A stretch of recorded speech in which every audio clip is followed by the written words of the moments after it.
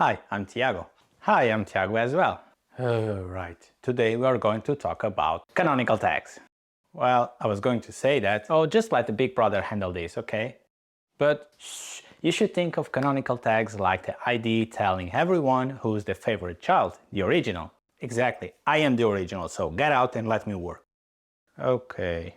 As I was saying, in SEO, canonical tags, also known as rel canonical, let Google know which URL is to be considered as the main content version. This helps reduce duplicate pages appearing in the search results page. On top of that, canonicals help consolidate link equity and make crawling your site more efficient. Here's why. Crawlers see each URL as a different page. For example, different protocols like HTTPS and HTTP. The same applies to subdomains, device type, session IDs, parameters in URLs, and case variations. So if a page has the same content on all those variations, crawlers will think you have several pages with the same content. But before we dive deeper, here are the main terms you need to know about canonicals. First is the canonical tag. This is the HTML code containing the rel canonical and says the URL of the main content version. Next comes the canonical page. This is the URL mentioned in the canonical tag.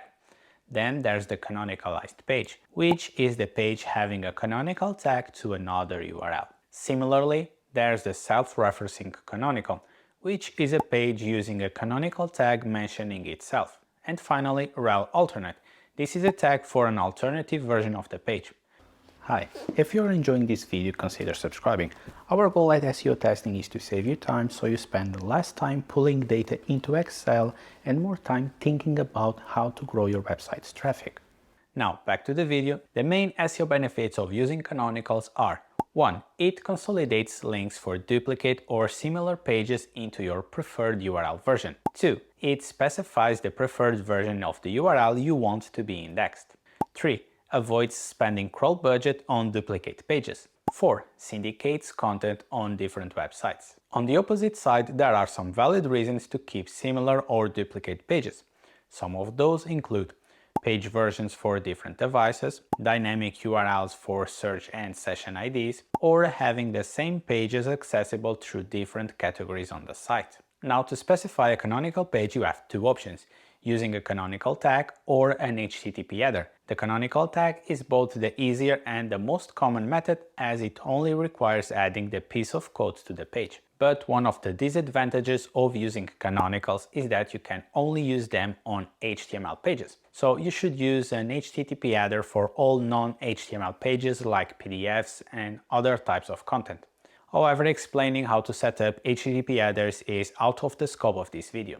Now let's talk about canonical's best practices to make sure you achieve the best results. The first thing is simply using one canonical per page. If you use more than one, Google will ignore all canonicals, so keep things simple. The next thing we recommend is to always use the same URL format for canonicals. For example, always using canonical URLs with a trailing slash. Please remember that Google sees URLs as case sensitive, so it's important that you are clear and always use the same format to avoid surprises. Yet another recommendation is avoiding canonical tags on the body. That is a no-no and makes Google ignore the canonical, so instead put the canonical tag on the head. Another thing you should do is using absolute URLs. Google accepts both relative paths and absolute URLs as canonicals, but Google employees recommend the absolute URLs as it removes the guesswork. John Mueller once gave a brilliant advice on Reddit about why you should be clear to avoid confusing Google. Another thing you should avoid is using noindex and canonical tags on the same page. John Mueller has advised against this over and over and over again, so it's pretty clear you should not do it. Another golden rule is avoiding canonical chains. Please do not declare one page as a canonical URL and then canonicalize that page in favor of another.